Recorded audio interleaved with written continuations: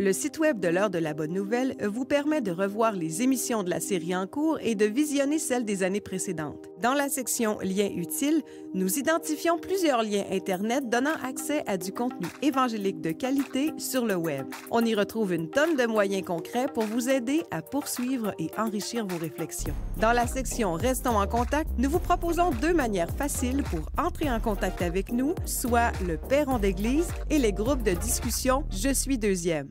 Hey, merci, mon cher Sam, parce que le texte et ce que tu nous as partagé, je suis vraiment content parce que c'est ça qu'on veut montrer aux téléspectateurs. C'est ça l'Évangile, c'est ça la réalité du Nouveau Testament. Il y a un message percutant de la part du Seigneur Jésus et tu l'as bien rendu, je te remercie beaucoup. Puis j'aimerais tant qu'à y être, que tu parles de tes capsules, parce que pour ceux qui ne savent pas, Samuel fait quelque chose d'extraordinaire qui s'appelle Sam parle. Oui, Sam parle. Bien, on produit une capsule par mois qui a pour but de redécouvrir le message biblique, comment Dieu nous purifie de l'intérieur en son Fils Jésus.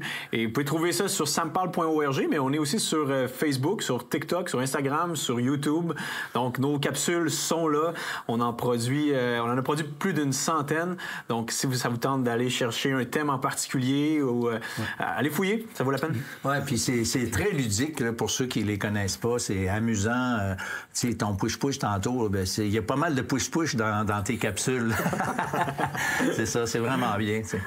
Alors, Martin, tu pensais tantôt à une histoire concernant justement les pharisiens. Bien, ça sert à rien de vivre pour être vu devant Dieu. Dieu voit les cœurs. Et Dieu, il déteste l'hypocrisie. Il veut voir l'humilité. Puis ce texte-là, ça parle d'hypocrisie et d'humilité. Puis c'est une parabole que Jésus a racontée à propos d'un pharisien, d'un publicain. C'est la même gang que tantôt. Oui. Puis c'est dans Luc, puis ça nous dit, 2 hommes montèrent au temple pour prier. L'un était pharisien, l'autre collecteur d'impôts. Le pharisien, debout, faisait cette prière en lui-même. « Ô Dieu, je te remercie de ce que je ne suis pas comme les autres hommes qui sont voleurs, injustes, adultères, ou même comme ce collecteur d'impôts. Je jeûne 2 fois par semaine et je donne la dîme de tous mes revenus. » Puis le collecteur d'impôts, lui, de son côté, il se tenait à distance. Il n'osait même pas lever les yeux au ciel, mais il se frappait la poitrine en disant « Ô Dieu, aie pitié de moi qui suis un pécheur. » Et c'est ça que Dieu veut voir en nous. Des personnes qui s'humilient devant lui, qui reconnaissent son péché. De toute façon, ça sert à quoi d'essayer de cacher à Dieu? Il voit tout ce qu'il y a dans le cœur. Il n'y a rien de plus humain, il n'y a rien de plus vrai, de plus authentique que de déclarer devant notre Créateur « Je suis en faute devant toi, je suis blâmable. » Je suis dégueulasse. Ouais. Dégueulasse. Mais en même temps, je reconnais que Jésus est propre. Ouais. Puis ça, il n'y a rien de plus vrai que ça. Déclarer devant Dieu ce que personne voit, mais que lui seul voit avec une franchise, puis crier à lui pour obtenir l'aide du Seigneur, pour qu'il vienne nous purifier.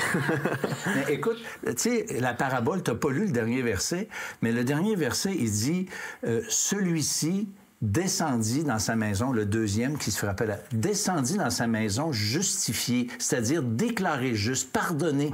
Plutôt que l'autre. Ça veut dire l'autre, non. Alors, celui qui était le religieux, celui qui se montrait puis qui était super, honnêtement, une moralité probablement exemplaire, mais à cause de son hypocrisie, puis il n'a pas voulu s'humilier devant Dieu, bien, malheureusement, lui, il est rentré chez eux pas mieux qu'il était. L'autre, il est rentré chez eux pardonné. Alors, chacun d'entre nous, on peut rentrer chez nous pardonné si on vient au Seigneur Jésus tel qu'on est, en toute humilité et en toute simplicité. C'est le message qu'on veut rendre à l'heure de la bonne nouvelle et on vous convie pour une autre émission de l'heure de la bonne nouvelle la semaine prochaine.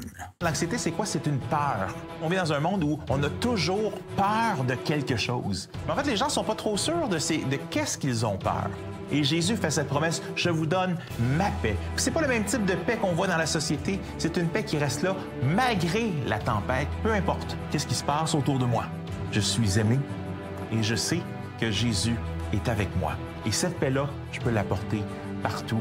C'est un des versets les plus dits dans toute la Bible. « Ne crains pas, car je suis avec toi ».